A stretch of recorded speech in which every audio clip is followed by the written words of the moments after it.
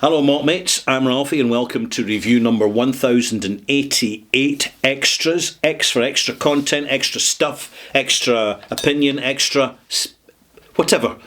And we're on the whatever stage at the moment because I'm talking really about this particular bottle, the Humble Whiskey, because something I get an overview of is the growing culture and cult of advanced, sophisticated palates.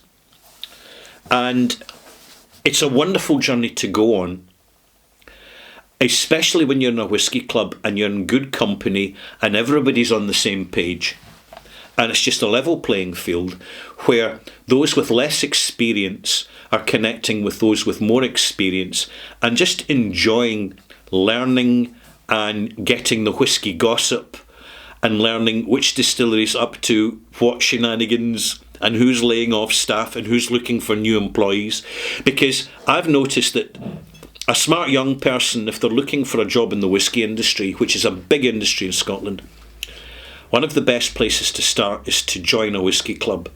Because when you put the fact that you're in a whiskey club on your CV, that's going to stand out amongst the other interviewees for a job. I had a young person recently said, Ralphie, I'd love to work at a distillery. What's the best way to get into the industry? And what I suggested was that they wait to winter time, right? And then they just volunteer they approach a specific distillery, not any distillery, but one they're recommended to approach, and actually volunteer just to shadow a member of staff and be helpful for a couple of days. And literally just pack up a tent and ask if you can raise the tent in the grounds of the distillery. Now, you've got to make your plan clear. The reason you're doing it clear is that you're thinking of a career in the whiskey industry and you really want more of an insight before you make your mind up. And you may find that distilleries are quite sympathetic to that, particularly if you're polite and civil and clearly reasonably informed in your communication with them.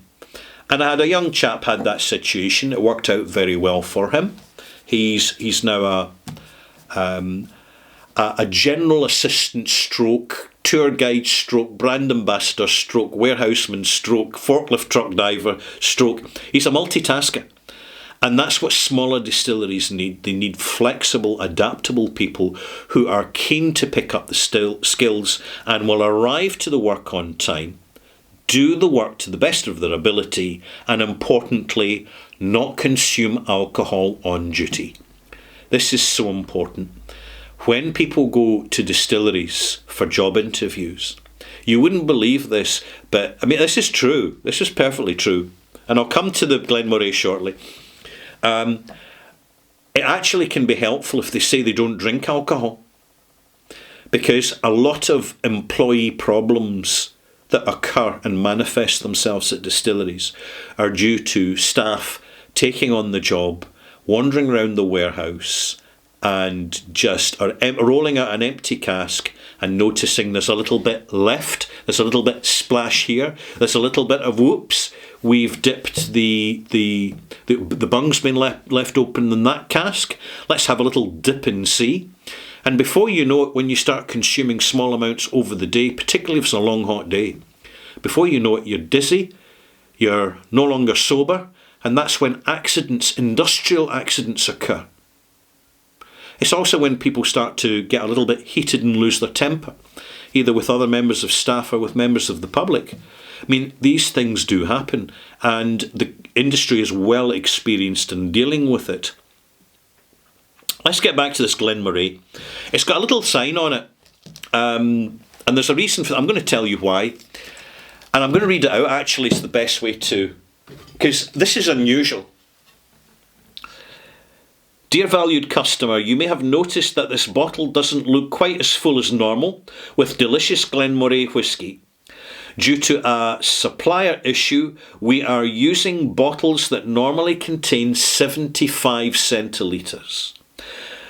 Please Rest assured, however, that this bottle contains the full 70 centilitres of Glenmorangie as advertised. Enjoy your dram. So in fact, there's been an issue with bottle supplies. This is the bottle that gets filled for the American, the US market, where they get 5 centilitres more. But in the European market, the bottles are 5 centilitres less, at 70 centilitres instead of 75. So when people are looking, they're aware of this. That even casual buyers who don't know much about whisky will look at the bottle on the shelf, particularly in the supermarket, and say, that doesn't look full up. And they might not clock it objectively, and they certainly won't know the reason why.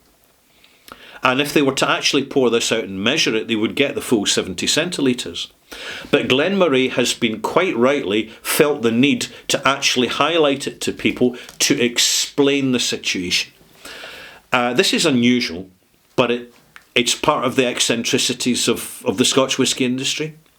Things like this happen. Glenmorangie, I want to talk a little bit about Glenmorangie, also called Glenmorangie by those who think that they're in their know, and also in there's locals around the distillery will call it Glenmorangie. But I prefer to go with the phonetic, because if it's Glenmorangie, call it Glenmorangie, Murry, and don't change the name, because when you change the name, when you change the spelling, you change the name. End of story. This is why if you describe Bunnahabhain as Bunnahabhain, it just doesn't matter. If you're paying the money, if you're the customer, they're lucky to have you. They've got no grounds to complain, although you will find some whisky snobs are ultra-orthodox in very very specific pronunciations of whiskies, which they've been told by so-called experts who just basically made it up out of thin air. It can be handed down in generations, but down the generations, accents and meanings of words change. They actually really, really do. Cheers.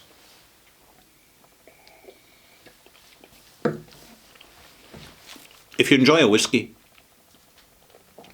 Oh, I'm getting gooseberries now. I've added some water to this, getting a distinctive gooseberry note. Gooseberry conserve, unsweetened. Very nice indeed. Green gooseberries, not the red ones. There comes a point that we can find ourselves going down the rabbit hole with whisky. And one of the symptoms is that we look for more and more obscure, single cask, one-off bottlings which we can enjoy that we know other people can't buy because there's only a few hundred bottles. And there's a certain, and I'm not going to deny it, there's a certain enjoyment to that situation. What would be even better if you went to a distillery and they let you dip into a cask in a warehouse and bottle your own and put on your own handwritten label in your own right, and then they put the duty paid stamp on it at the distillery and let you walk out with a bottle of something which is completely 100% bespoke and absolutely singular. And we're seeing this happen with Scotch whisky. Single malts are needing to become more singular, whether it be the complexity of flavour, the sensation range within the flavour, whether they're more savoury, a little bit more smoky, a little bit more sour, a bit more bitter even. Our palates are remarkably adaptive. And over time, we're looking for more obscure and demanding flavours because it's new to our palate, and therefore we enjoy the freshness and the novelty of the sensation of it, just as we enjoy a bottle of something that other people don't have, well, until there's a next bottling, but they're very, very similar, but never quite 100% the same. The permutations in flavour in Scotch whisky are just simply unparalleled and unprecedented compared to any other spirit around the world, any one whatsoever. And this is part of the fascination. And something that's overlooked in this fascination is actually just kicking back, enjoying a humble, simple single malt, which is either the same price or even cheaper at times than a proprietary blend, knowing that it is 100% pot distilled malted barley whiskey. And it's not a big show. It's just a light, entertaining, flippant drama. Soft, understated, gentle, unchallenging. And it's really a good sort of whiskey to come to when we know it's time to give our palate a rest, but we're just looking for just a little bit of lubrication, a slight touch of inebriation over the space of a few hours, because we understand the richness it brings to our quality of life, because it's in these moments where our imagination can extend itself, where we can relax. And it's not quite a meditative state, but it is a reflective state. We're uninterrupted by conversation, by the company of other people, by phone messages. We may have a computer in front of us. We skip the social media. We'll just maybe watch a video of someone reviewing a whiskey, perhaps the one we're drinking, and we'll see what they have to say about it. It's all good communicative stuff. But nothing beats the solitary of a certain undefinable reminder of the quality of life than just a humble, simple single malt in an uninterrupted environment. And this is something that I've enjoyed myself when I used to go hill walking and stay in some of the bothies in Scotland, the hill walking bothies. And I'd have a bottle of something light, not a big heavy whiskey, just a light whiskey. And after I'd heated up my tin of beans over my little gas stove, not the sort of thing you should do, heating beans actually in the tin, but I did it. They only had to be warm. And I'd have my packet soup as well, something spicy.